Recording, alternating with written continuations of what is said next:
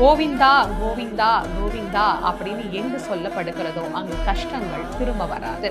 கோவிந்தன் அப்படின்னு சொன்னா கஷ்டங்களை திரும்ப தராதவன் அப்படின்னு அர்த்தம். பசுக்குலங்களுக்கெல்லாம் தலைவனாக இருக்கக்கூடியவன், உயிர்களுக்கெல்லாம் அரசனாக விளங்கக்கூடியவன், இப்படி பல பொருட்களை கொண்டிருக்கக்கூடிய கோவிந்த நாமத்தை இந்த நாள்ல நாம சொல்லணும். வீட்டுல பெரியவங்க சொல்லும் போது சின்ன பிள்ளைங்க கோவிந்தா அப்படின்னா நல்லா வாய் திறந்து சத்தமா கோவிந்தா கோவிந்தா அப்படின்னு நம்ம திரும்ப சொல்லணும். இதெல்லாம் நம்ம சொல்றதுக்கு என் குழந்தை வெட்கப்படுவாங்க, என் பையன் சொல்ல மாட்டாங்க, என் பொண்ணு சொல்ல மாட்டாங்கன்னு நாம சொல்லக்கூடாது.